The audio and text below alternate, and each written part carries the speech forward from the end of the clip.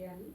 Basi wakamtoa Yusufu, wakampandisha kumtoa katika birika, wakamuuza Yusufu kwa Waishmaeli kwa vipande vya fedha 20, na wakamchukua Yusufu mpaka Misri. Kapelekwa wapi? Misri. Kapelekwa mpaka Misri. Hatua ya utumwa. So Yusufu aliuzwa Misri. Kilichoonekana kama hasara kwa hakika kilikuwa ni nafasi ya kimungu. Yaani kila ambacho ilionekana kama ni hasara ndio ilikuwa nafasi ya kimungu. Yusufu aliuzwa Misri, na kilichoonekana kama hasara kwa hakika kilikuwa ni nafasi ya kimungu. Ameuzwa, ametolewa mikononi mwa ndugu zake, wamemkataa asiwe sehemu yao, lakini haikumaanisha kwamba Mungu amemkataa. So Yusufu ameuzwa, amepelekwa Misri, lakini hiyo ilikuwa ni nafasi ya Mungu anamuandaa. Glory to God. Number 4. Hatua ya huduma. Hatua ya huduma. Hatua ya huduma. Alitumikia kwa uaminifu katika nyumba ya Potifa. Alitumikia kwa uaminifu katika nyumba ya Potifa. Yusufu alitumika kwa uaminifu sana katika nyumba ya Potifa. Utasoma Mwanzo 39:1-6, soma. Hiyo ni hatua ya huduma, alitumika kwa uaminifu katika nyumba ya Potifa. 39:1-6. Mwanzo 39 mstari wa kwanza. Basi Yusufu akaletwa mpaka Misri, naye Potifa akinda wa Farao, mkuu wa askari, mtu wa Misri, akamnunua mkononi mwa hao Waishmaeli waliomleta huko. Mstari wa pili, Bwana akawa pamoja na Yusufu, naye akastawi, naye alikuwa katika nyumba ya bwana wake yule Mmisri. 3, bwana wake akaona ya kwamba Bwana yu pamoja naye. So licha kuwa alikuwa mtumwa huko, lakini mkono wa Mungu ulikuwa juu yake, si ndio? So wakati ukifanya kazi, watu wengi ambao tunafanyia kazi hawajaokoka, mkono wa Mungu huwa unapunguka, unakuwa pamoja nawe humo. Haleluya. Ni Mwanzo 39:1-6. Mstari wa 3, bwana wake akaona ya kwamba Bwana yu pamoja naye, na ya kuwa Bwana anafanikisha mambo yote mkononi mwake. 4, Yusufu akaona neema machoni pake, akamtumikia, naye akamweka awe msimamizi juu ya nyumba yake. Tayari uongozi umeshaanza pole, lakini katika hali ya utumwa. Na yote aliyomo akayaweka mkononi mwake. 5, ikawa tokea wakati alipomweka awe msimamizi juu ya nyumba yake na vyote vilivyomo. So ndio awekwe msimamizi juu ya nyumba ya Potifa. Tulisema hapa Biblia iko wazi, inasema neema ya Mungu ilikuwa juu yake, si ndio? So ni nini kinasababisha neema ya Mungu? Haleluya. Maana Potifa alipoona neema ya Mungu iko juu ya huyu jamaa, kila anachofanya kinafanikiwa. Akamweka juu ya kila kitu chake kwenye nyumba yake. Mstari wa 5, ikawa tokea wakati alipomweka awe msimamizi juu ya nyumba yake na vyote vilivyomo, Bwana akabariki nyumba ya yule Mmisri kwa ajili ya Yusufu. Baraka wa Bwana ukawa juu ya vyote alivyokuwa navyo katika nyumba na katika shamba. So inamaanisha unapokuwa unafanyia mtu kazi kuna favor. Haleluya. So Mungu akikujalia ukaajiri watu, waajiri yule ameokoka angalau, kwa sababu neema ya Mungu itaongea kwa maisha yake. Haleluya. Atasababisha vitu sifanikiwe. Haleluya. Maana sikia, unaona hii inaleta picha nzuri. Ikawa tokea wakati alipomweka awe msimamizi juu ya nyumba yake na vyote vilivyomo, Bwana akabariki nyumba ya yule Misri. Na Wamisri waliaminika na watu waabudu nini? sanamu, miungu. Haleluya. So Mungu alitishwa na miungu. Alifanya nini? Alifanikisha. So Mungu anaweza fanikisha mtu ambaye hajaamini. Glory. Bwana, hii imekaa vizuri, sio? Mungu ni wa wote. Wala Mungu hana upakuzi. Ndio sababu tulisema, huwa tunafundisha tukisema kwenye Yakobo. Anasema Mungu ni mtoaji na huwa atafuti makosa. Ni nini kitasababisha ile asikupe, si ndio? Kuonyesha kwamba hauwe umeokoka, uwe uchaokoka, Mungu peana. Glory to God. Haleluya. Hiyo ni ya baraka sana. Hiyo ni nzuri sana. Yaani nimependa Mungu sana.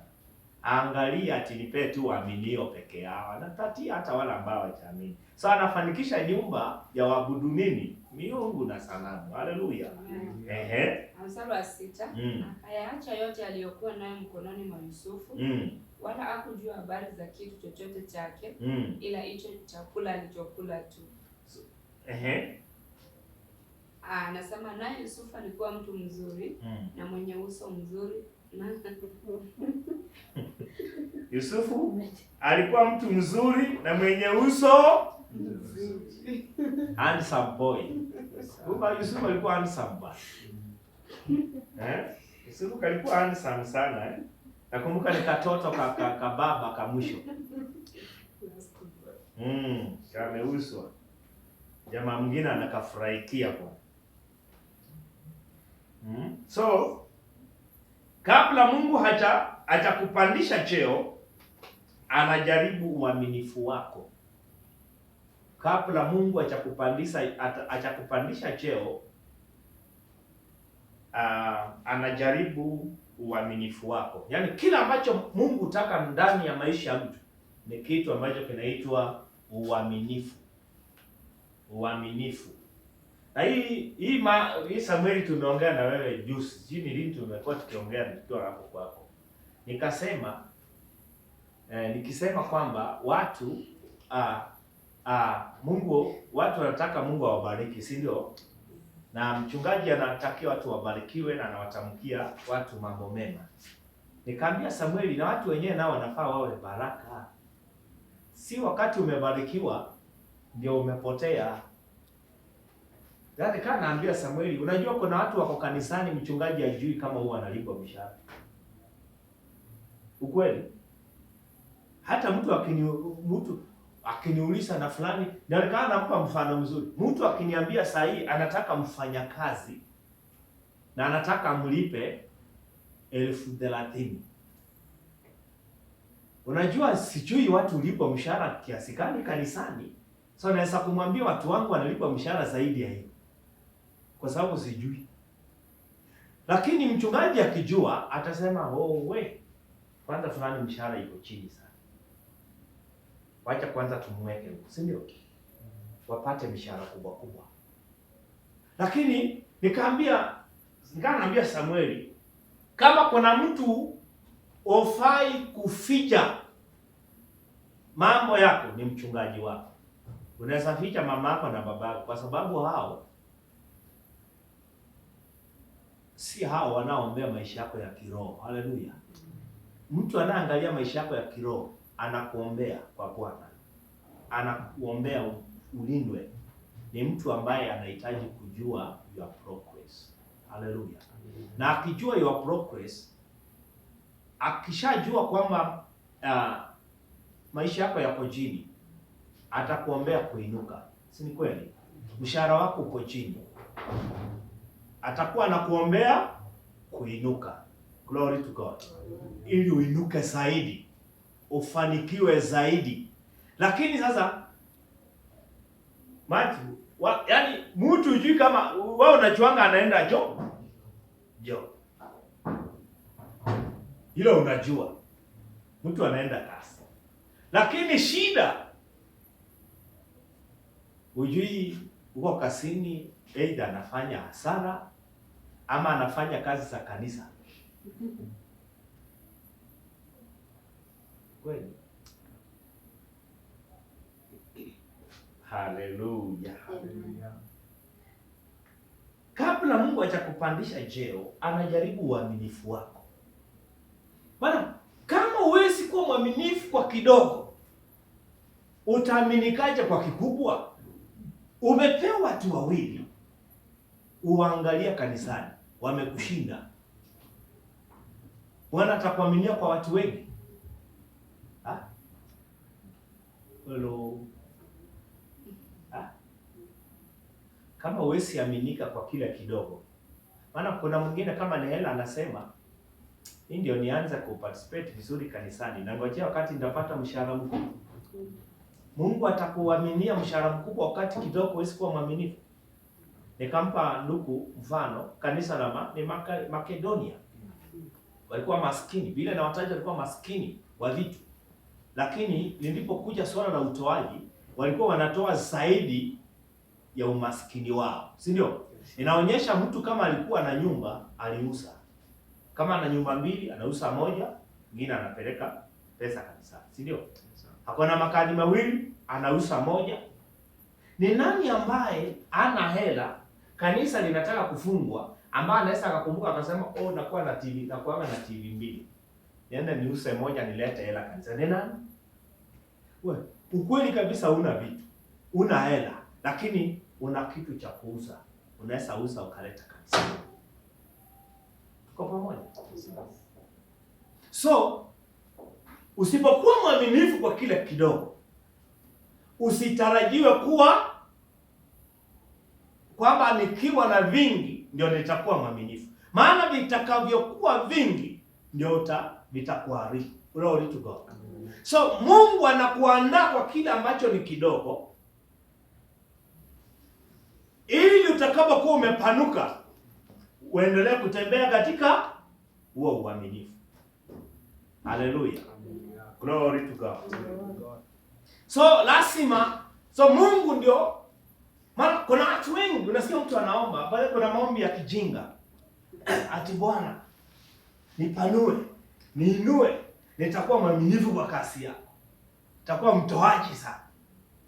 Haya ni maombi ya kijinga. Kama huwezi kuwa mwaminifu kwa kidogo, hayo maombi utayaomba kwa miaka. Haleluya. Glory to God. So Mungu anaangalia nini? Uaminifu wa mtu. Mungu anajaribu uaminifu wako kabla ya kupandisha cheo. Glory to God. Hebu niwaulize swali. Sasa Mungu akija kwa mchungaji, tuseme tu kweli, nataka wewe mwenyewe ujiulize maswali kwamba sasa Mungu akikuja kwa mchungaji na mwambie mchungaji, nichakulie mtu mmoja kanisani, nataka nimconnect aende awe akifanya kazi na analipwa 200,000 kwa mwezi. Sasa nataka wewe ujiulize ukiwa hapo kwamba mchungaji anaweza sema nani?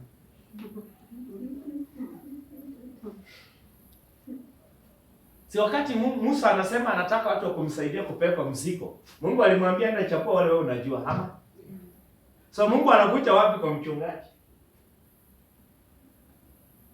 Kika msasa niambie, nataka mtu mwenye atalipwa 1,000 ngapi? 200,000 kwa mwezi. Sasa nataka ujiulize kweli tu. Sasa nataka tu ujiulize iwe ni real kwamba na kweli Mungu amemkujia mchungaji. Na kweli mchungaji anaweza chakua nani kanisani? Maana kama uone utoshe hivyo vipimo, unafaa uanze kujitahidi utoshe wapi? Kwamba naweza chakuliwa. Bado na watu wengine wanaweza wakajikuta kwamba wamesaulika.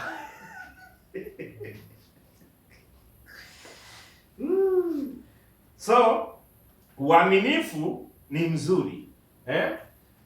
Sikiza, hata wakati ambapo tutakuwa tunataka kufungua kanisa branch,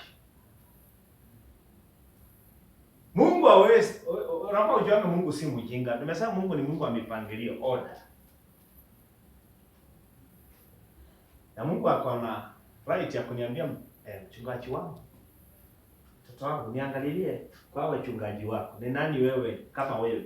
Ni nani unaona kwanza atoke? Sasa kiuliseni kweli mchungaji anaweza kuja penye niko ama mchungaji atamwambia hata mmoja hakuna. Maana Mungu hawezi kuja na akamwambia mchungaji huyu. Alafu mchungaji anamjua kwanza huyo mtu ni msumbufu, si mwaminifu, alishindwa watu 2 watatu, alafu Mungu anamwambia huyu. Itakuwa Mungu amesema kitu ambacho wanakinzana na mtumishi, si ndio? Ambapo it is wrong. Maana kile ambacho Mungu akija, hata kama moyo wako wa mchungaji utakuwa mgumu, lakini akiangalia qualities ataona zinaingiana. Glory to God. Kwamba hakika anafaa na Mungu hajakosea. Glory to God. Bwana Yesu asifiwe. Number 5. Hatua ya makeresa. Hatua ya makeresa. Yaani ndio Yusufu afikie hatima ya ndoto. Kuna michakato. Tumesema hatua ya nini? Ya shimo, hatua ya shimo, hatua ya utumwa, hatua ya huduma, alafu kuna hatua ya nini? Ya makeresa. Yusufu alishitakiwa kwa uongo na kufungwa gerezani. Kumbuka ndoto ndio inatafutwa kutimia. Bado kuna mchakato. Na ni rahisi sana Yusufu angekata tamaa. Ilikuwa rahisi sana Yusufu akate tamaa na aseme hapa kwenye imefikia, hata ndoto yenye niliota. Ndio sababu watu wengi kanisani, wakati maneno yametambua kwenye maisha yao, mambo ambayo wanapitia hapa katikati, ni rahisi sana asahau kama kuna jambo lineno kwenye maisha yake. Haleluya. Ni rahisi sana atembee kwa kutokuamini. Ni rahisi sana atembee kwa mashaka. Ni kama nani mmoja hapo Biblia, Yohana Mbatizaji. Haleluya. Fika mahali akatout huduma ya Yesu. Fika mahali akatout uungu wa Yesu. Akasema endeni muuliza kama ni yeye, kwa sababu kile ninaona si kile nilitarajia nione. Kwa nini nipitie haya na yeye huko? Hajakuja hata gerezani kunitembelea. Sasa mtu ukishikwa, mchungaji amekosa kukuja, alafu anza kusema huyo si mchungaji wangu huyu. Hata kama huwa anasema Mungu alinipa mchungaji, si huyu. Kumbuka Yohana Mbatizaji alisema sina budi mimi kushuka, yeye ainuliwe. Anatangaza ukuu wa huduma yake na kazi zake, lakini anasema ana questions kwa sababu ya mambo anayepitia. So Mungu anapokuwa anakuandaa, kuna hali utapitia, kuna mambo mazito utapitia. Unaweza hata ukakosa kuona mchungaji wako wala mshirika akija mlangoni. Lakini sio hali ya kuquestion. Na hili kanisa, kweli ndio kanisa Mungu alinikusudia mimi niabudu kweli? Sijaona hata mshirika mmoja. Hata to make the matter worse, hata mchungaji atakuja. Itabidi niombe vizuri, Mungu anielekeze. Utakuwa unaanza kupotea. Bwana Yesu asifiwe. So kuna hatua ya magereza. Yusufu alishtakiwa kwa uongo na kufungwa gerezani. Mwanzo 39:20 mpaka 23. Genesis 39:20 mpaka 23. Mstari wa 20. Anasema bwana wake akamtoa Yusufu, akamtia gerezani. Kumbuka hiyo story unaweza soma, so unajua vile alisingisiwa kwamba huyo mama mke wa Potifa alimtaka kimapenzi, jamaa akakataa, akamshika chalasi manina nini, ikapelekea hivyo, akamsingisia kwamba alikuwa anataka kumshika na nini. So tumeruka hapo, tunaangalia vile alipelekwa gerezani. Anasema akamtia gerezani, mahali walipofungwa wafungwa wa mfalme, naye akawamo humo gerezani. Sababu kulikuwa na wafungwa wengine kule, si ndio? Nilishaisema hapa, ukilala na mke wa mfalme, uone umemshusha cheo, ni rahisi sana kumpindua, na wewe utangaziwe kwamba wewe ndio mfalme. Sasa ni haki ya mfalme kumshtaki, kumweka gerezani. Haleluya. Kwa sababu kitendo amejaribu. Bali hiyo ni unafaa unyongwe. Maana ni kutaka kujaribu kupindua serikali. Na kujaribu kupindua serikali unahitaji kufa. 21. Lakini Bwana akawa pamoja na Yusufu. So Bwana hakuwahi achilia Yusufu. Kwa sababu gani? Kuna maneno ya Bwana juu ya Yusufu. Haleluya. Kuna ahadi ya Mungu juu ya Yusufu. Kuna matamshi ya Mungu, kuna ufufio wa Mungu juu ya Yusufu. Akamfadhili, akampa kibali machoni pa mkuu wa gereza. Yaani hata gerezani alipata kibali. 22. Mkuu wa gereza akawatia mkononi mwa Yusufu watu wote waliofungwa. So tena huko amepata cheo. Kumbuka ameuswa na kutaka kuuliwa kwa sababu ya cheo, si ndio? Mungu waliona atumuinamia sisi. Haiwezekani. So kwenye ameenda, hiyo ndoto inajaribu. Hebu sikiza kwa makini. Wakati mwingine, wakati maneno yametemua kwenye maisha yako, yanaweza onekana kama yamekuja kutimia, lakini haijafika hatima pale Mungu alikusudia, si ndio? Maana ingekuwa rahisi sana Yusufu alipokuwa kwenye nyumba ya Potifa asahau na aseme ndoto imefanyaje, imetimia. Au walipokuwa magerezani akasahau akasema ndoto imefanya nini, imekwisha timia. Kuna process. Haleluya. Kuna process. Kuna process. So unahitaji kuendelea mbele pasipo kukata tamaa. Alisema mkuu wa gereza akawatia mkononi mwa Yusufu watu wote waliofungwa waliomo gerezani na yote yaliyofanyika humo yeye ndiye aliyeyafanya. 23. Wala mkuu wa gereza hakuangalia neno lililoko mkononi mwa Yusufu kwa kuwa Bwana alikuwa pamoja naye, Bwana akayafanikisha yote aliyoyafanya. So inamaanisha kwamba mkuu wa gereza hapo hata kukaa chini angalie ni mashtaka kani jamaa kashtakiwa na nini. Kile aliona ni nini? Neema ya Mungu kwenye maisha yake. Haleluya. So Yusufu akiwa gerezani tena akapewa kuwa kichwa kule. So Yusufu alishtakiwa kwa uongo. So kufanya yaliyo sawa hakuleti thawabu ya haraka siku zote. Kufanya yaliyo sawa hakuleti thawabu ya haraka siku zote. Haina maana unapokuwa unafanya yaliyo sawa kwamba thawabu itakuja kwa haraka. Kufanya yaliyo sawa hakuleti thawabu ya haraka siku zote. Maana unaweza sema kwa sababu unafanya mema kanisani, unajitumika, unafanya nini, hadi sasa mambo mema yatakuja kwako kwa haraka. Mambo nayo yafanya mazuri leo, kuna process ndio kuja kufikia mema yako. Glory to God. Bwana Yesu asifiwe. So kufanya yaliyo sawa hakuleti thawabu ya haraka siku zote. So kama kiongozi unafaa ujue hayo. Haleluya. Unaweza kuwa unajitolea, unafanya kazi ya Mungu kwa bidii. Mpaka unafika mahali kwani ya watu hawanioni. Hakuna hata congratulation, hakuna mtu anasimama kwa aseme tu fulani anafanya kiba, anafanya kazi nzuri. Yaani kila mtu ako tu anakuona tu kama hauko ama hauko. Haleluya. So unafaa uelewe hilo. Number 6. Hatua ya number 6 kidogo tu.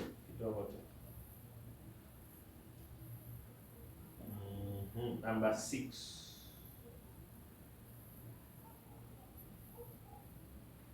The promotion stage. The promotion stage. The promotion stage.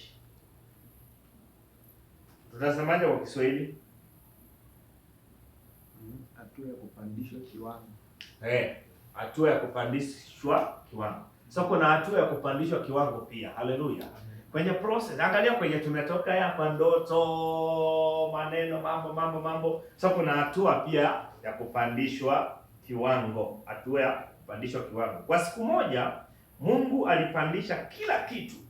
Kwa siku moja Mungu alipandisha kila kitu. Kwa siku moja Mungu alipandisha kila kitu. Mwanzo 41:39 mpaka 41. Genesis 41:39 mpaka 41.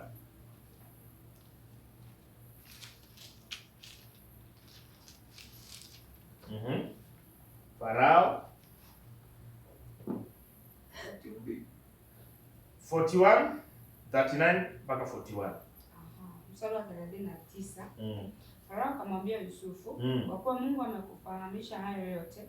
So kumbuka sasa, ukitaka story unazisomea story, lakini elewa watu waliota ndoto gerezani, Yusufu akatafsiri na nini, akamwambia mtakapoenda mnikumbuke na nini. So imefikia mahali ambapo Yusufu ameitwa aenda tafsiri ndoto ya nani? Ya mfalme, si ndio? Yes, na akafanya hivyo. Farao akamwambia Yusufu, kwa kuwa Mungu amekufahamisha haya yote, manake amefasiri ndoto ya mfalme. Endelea. Hapana mwenye akili na hekima kama wewe. 40. Basi wewe utakuwa juu ya nyumba yangu. Na kwa neno lako watu wangu watatawaliwa. Katika kiti cha enzi tu nitakuwa mkuu kuliko wewe. 41. Nasema Farao akamwambia Yusufu, tazama nimekuweka juu ya nchi yote ya Misri. Haleluya. Kwa siku moja tu mtu wako wapi? Inawezekana Mungu ikifikia wakati Mungu anaweza akafanya mambo makubwa, si ndio? Baada ya nini? Process. Kwa siku moja Mungu anaweza kukuweka juu. Haleluya. Glory to God. Mtu aliva ukipandishwa na mwanadamu atakushusha, si ndio? Lakini ukipandishwa na Bwana unapaki juu. Glory to God. Kwa siku moja. So hebu niambie, ukishaelewa haya mambo, wakati unapitia mchakato wa kukataliwa, vita hapa katikati, kama for example, mnaelewa vile ambavyo huduma, mambo mengi ambayo tunapitia katika huduma kutoka kule, si ndio? Mungu akikuonyesha structure ya huduma ama vile huduma itakuwa, wakati mwingine huwezi amini. Si ni kweli? Huwezi amini. Lakini ipo siku ambapo utakuwa unakaa chini unajiuliza, hakika penye Mungu ametutoa. Hakika penye Mungu ametutoa. Ndio sababu wakati mwingine huwa anataka mkichukua kamera, una make sure mnachukua vizuri. Wala mimi wasiogopi ati watu, unajua kuna watu wa kanisa, watu kama hawapa hawachukui kamera. Wanachukua kamera wakati watu wame. Mimi nataka mnachukua kwa makini na mnamulika, mnasumu vizuri, Margaret anaonekana. Ndio miaka ijayo mbele utakuwa unaleta kabisa, unaangalia wewe ni Margaret, wewe ni Marti wakiwa watoto kabisa. Viti tunaweza hesabu mpaka watu wenye wako ndani. Saa hii kanisa ukikaa hivi unaona mlango ndio huu. Sasa ujue saa hiyo unaangalia mita 100 mita ndio unaona mlango. Ndio unaona hata kuita mtu mwenye ako huko nyuma ni balaa. Glory to God. Amen. So siku moja Mungu anaweza akafanya mambo makubwa na historia yako ikabadilika kabisa. Bwana Yesu asifiwe. So hii inaonyesha kwamba kuna mchakato ndio kuelekea kila ambacho Mungu amekusudia. So kuna hatua ya kupandishwa promotion. Baba tunasema, so andika kwamba mlango wa gereza ukafunguka na Yusufu akawa gavana. Mlango wa gereza ukafunguka, Yusufu akawa gavana. Lakini kumbuka process ambayo amepitia process ndefu sana. Tuko hiyo 6. Mlango wa gereza ukafunguka na Yusufu akawa gavana. Kumbuka ni mtu ako gerezani, vumba na kufumbua. Ameandaliwa gerezani. Kidogo amekuwa gavana, angalia watu. Namba 7, hatua ya utimilifu. Kuna hatua ya utimilifu. Sasa kuna hatua ya kutimizwa alichokuwa amekisema Bwana. Hatua ya utimilifu namba 7. So ndoto hiyo hatimaye ilitimia. Soma Mwanzo 42:6.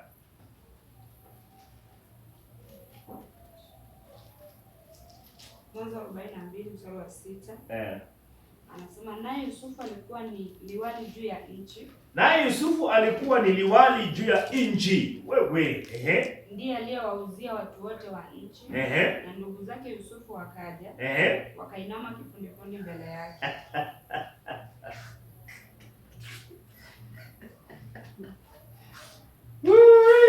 Waliokuwa wanasemaje? Yaani unamaanisha sisi na ndugu zako tutakuinamia. Bwana wa ndoto.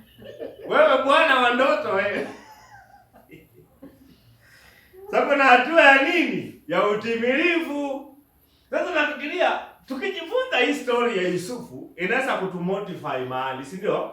Kwamba licha kuwa namtumikia Mungu na kuna sheka, kuna hali inapitia, kuna kukataliwa, kuna mambo mazito, kuna kusemwa, lakini ipo siku Mungu atatimiza alichokisema katika huduma.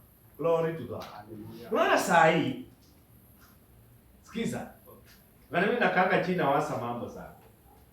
Wakati ambapo tunakuhitaji kanisani kuliko kawaida, ndio unaroka kanisa.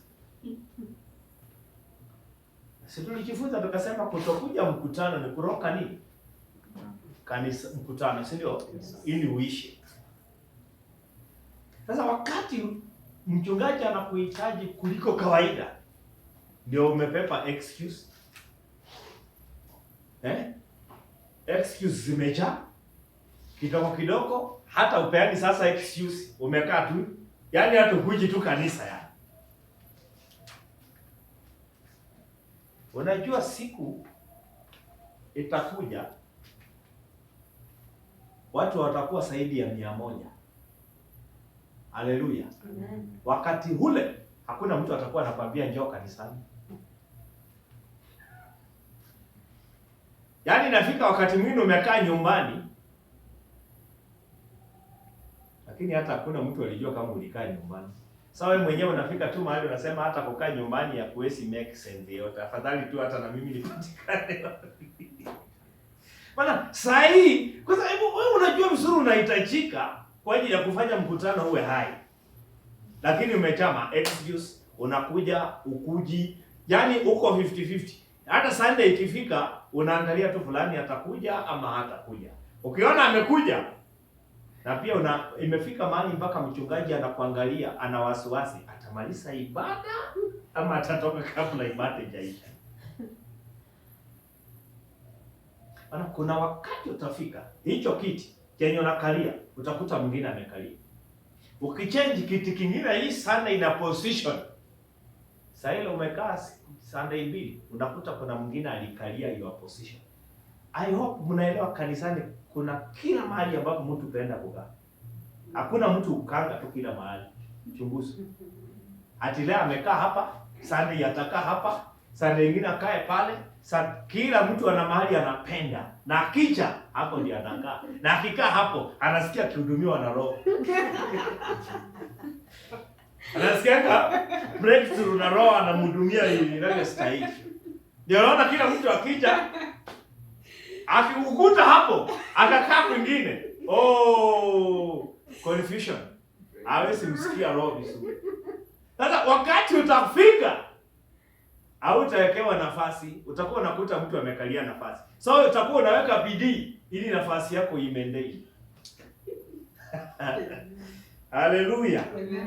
Sasa kuna hatua ya nini? Ya utimilifu. Ndoto hiyo hatimaye ilitimia. So kila kitu ambacho Mungu aliahidi kilitimia. So wakati ambapo huwa tunatamka maneno kwenye maisha yako, kumbuka kwamba ikiwa ndoto ya Yusufu ilitimia, maneno ya Mungu juu ya Yusufu yalitimia, hata kwako inaweza kutimia. Haleluya. So kila kitu ambacho Mungu aliahidi kilitimia. Kilitimia. Usiwahi kata tamaa. Wakati unatamka maneno kwenye maisha yako, ukuu wa Mungu kwenye maisha yako, elewa kwamba yatatimia, lakini kuna process hapa katikati. Haleluya. Kuna safari, kuna unabii, na katikati ya unabii na utimilifu wa unabii kuna hatua, kuna safari. Lazima uwe ujiandae kwa ajili ya hiyo safari. Glory to God. So inaonyesha wakati maneno yametamkwa kwenye maisha yetu, jambo la kwanza ni kujiandaa kuingia kwenye hiyo desert. Haleluya. Maana desert inamaanisha unaingia mahali ambapo utakuta hakuna hata mtu anayekuangalia, hakuna mtu anayekukongratulate, yaani kama uko peke yako. Glory to God. Ni kama umepepa msiko peke yako. Kumbuka hiyo hatua iko.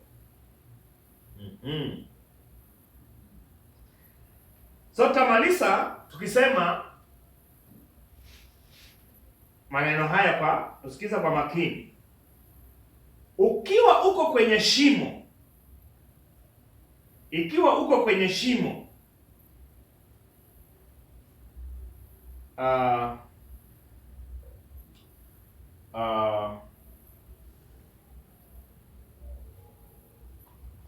wacha niseme kwa Kiingereza itasema vizuri. If you are in the pit, do not quit.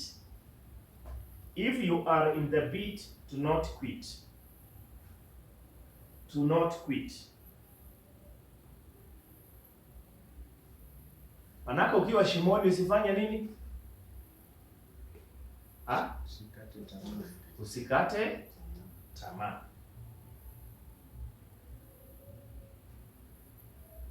Do not quit. If you are in the prison, do not give up.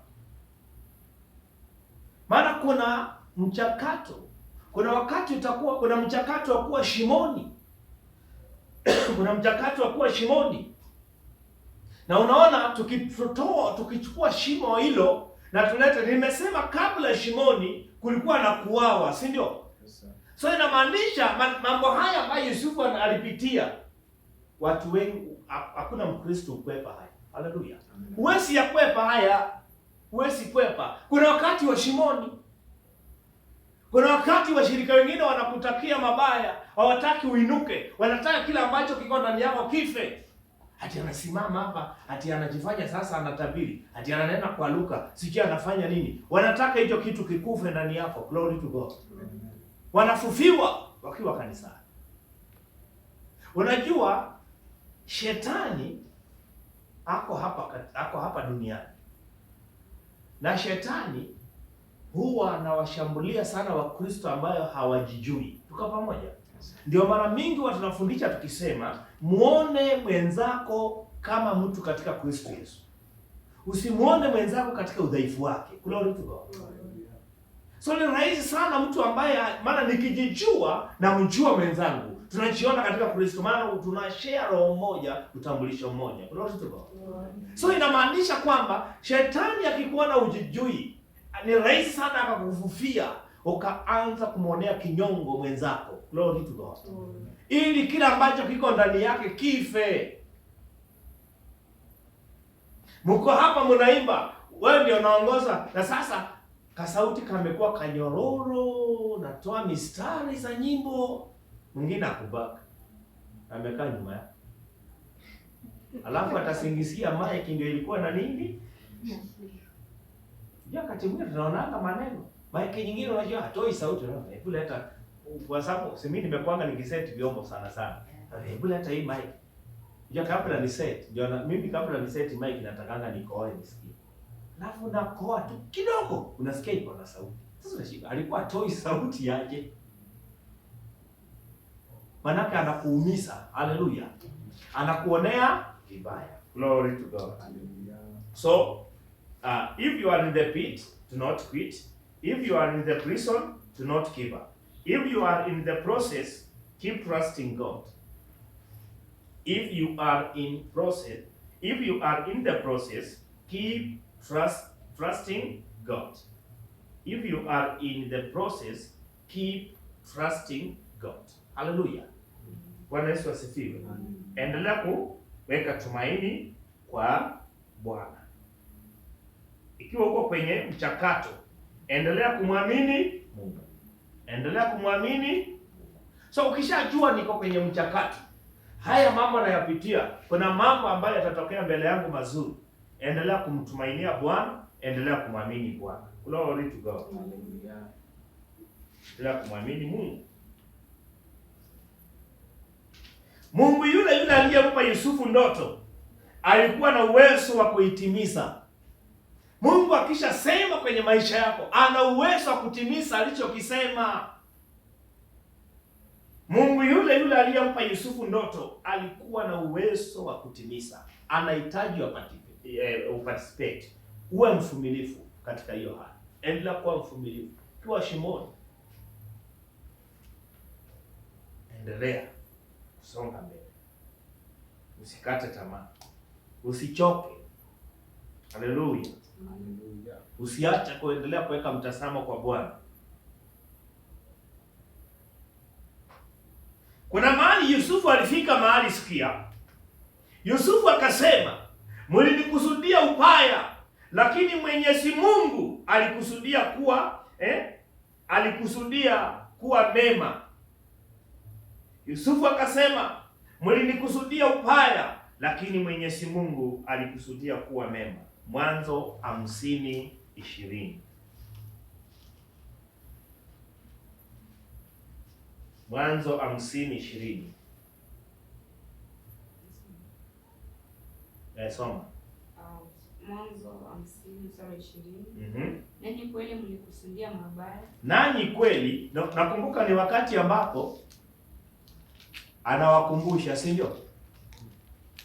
Si anawakumbusha? Yes. Baada ya miaka anawakumbusha sasa. Nanyi kweli mlinikusudia mabaya. Bali Mungu aliyakusudia kuwa mema. Ili tokee kuokoa taifa kubwa kama ilivyo leo. Sasa hiyo ona maji. Watu walikutakia, sasa mumekaa mna tosi tu pale, mna Parisi pale. Alafu nawakumbusha. Uliyakusudia, Bwana alikusudia mema. Ili aokoe taifa kubwa namna hii. Na sasa unajua watu wameokolewa, wamekaa mahali sasa wako Misri yuko, wamekaa mahali wanatulia. Sasa shimo lako sio njia yako. Shimo lako sio njia yako. So ukiwa shimoni, usiishie shimoni, maana sio njia yako hiyo. Shimo lako sio njia yako. Gereza lako sio hatima yako. Shimo lako sio njia yako. Gereza lako sio hatima yako. Kuwa gerezani haimaanishi sasa ndio hatima. Yusufu alikuwa gerezani. Shimoni haikuwa ndio njia yake. Haleluya. Gerezani haikuwa ndio hatima yake. Licha kuwa alipandishwa cheo akiwa gerezani, haikuwa ndio hatima yake. Kuchelewa kwako sio kukataa. Ngoja nisome hiyo kwa Kiingereza please.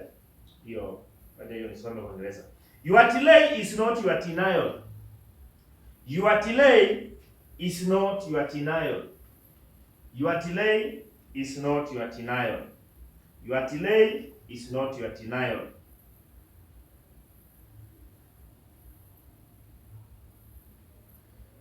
Mungu anakuandalia jambo kubwa kuliko unavyoweza kuona sasa. Mungu anakuandalia jambo kubwa kuliko unavyoweza kuona sasa. Anajua mawazo anayotuwasia mema. Haleluya. Mungu anakuandalia jambo kubwa kuliko unavyoweza kuona sasa. Kimaliza soma Warumi 8:28.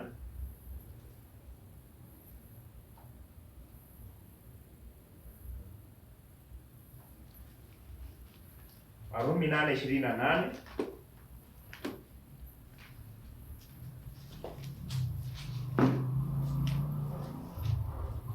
Warumi 8. Mstari wa 28. Anasema nasi twajua ya kuwa katika mambo yote Mungu hufanya kazi pamoja na wale wampendao katika kuwapatia mema. Yaani wale walioitwa kwa kusudi lake. Haleluya. Sasa nataka tuombe.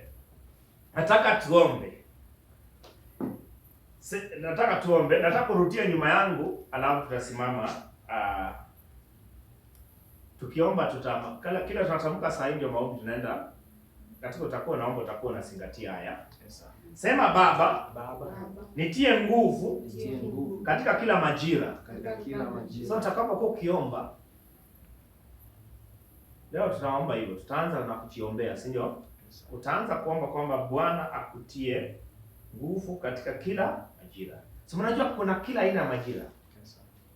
Kuna majira ya mteremko, kuna majira ya kupanda. Kuna majira njia iko sawa, kuna majira kuna mashimo na makonde. Glory to God. Si kila wakati kila kitu kinaenda nywe. Kuna wakati inaweza kaonekana ni kama kanisa limekuinukia. Kuna wakati maisha inaweza kukataa. Si ni kweli? So mwambie Bwana katika kuomba kwako kwamba nitie nguvu katika kila majira. Ikija majira ya kupanda mlima, Bwana unitie nguvu, nisikate tamaa. Maana ni rahisi sana wakati ambapo mtu anapitia hali fulani ya keresa, ya shimoni, ya utumwa ama ya utuma, anaweza kaona ni kama ametengwa. Ni rahisi akate tamaa. Ni watu wangapi kutoka kanisani kwa sababu wanapitia hizo stages? Si ni wengi? Sasa unakuta ameenda kujitafutia mchungaji wakati ambapo Mungu alikuwa amemweka chini ya mchungaji na amempa mchungaji.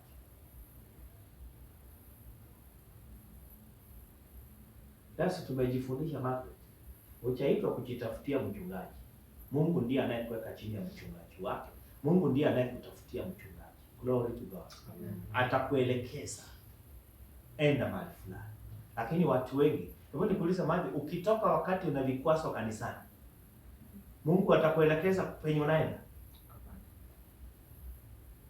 Itakuwa ngumu sana, si ndio? Wewe utatoka umekasirika na vikwazo na manunguniko.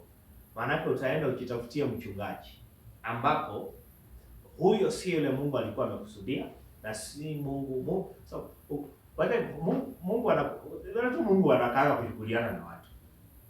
Na ndio sababu kuna ukoma fulani ukifika, Mungu atakuwa anakuambia vitu wasiwasi. Nakwambia, nani aliyekupa mchungaji huyu? Unasoma maandiko inasema nitawapa mchungaji. Wewe nani alikupa? Na sasa hiyo umekaa miaka mingapi? So namuuliza, so Mungu unamaanisha? Bila nimemaanisha. Ni nani aliyekupa mchungaji? So namaanisha nirudi. Alafu na sasa hiyo umekunia kwa sahani, umekunia jikoni, umemtukana mkunga, umemweka mtandaoni, lakini Bwana anakuambiaje? Go back. Bwana, huoni kama nitaifika? So tunaenda kuomba Bwana nitie nguvu katika kila majira. Alafu unaomba ate nifundishe subira shimoni. Nifundishe subira shimoni. Yaani wakati unapokuwa shimoni, mwambie Bwana akufundisha nini? Subira. Baadaye maombi makubwa pia unafaa uombe. Bwana akupe subira. Maana watu wengine hawana nini? Subira. Ni rahisi sana akate tamaa, ni rahisi sana afanye maamuzi ambayo si sawa sawa. Haleluya. Nifundishe subira shimoni. Alafu utaomba uaminifu katika huduma.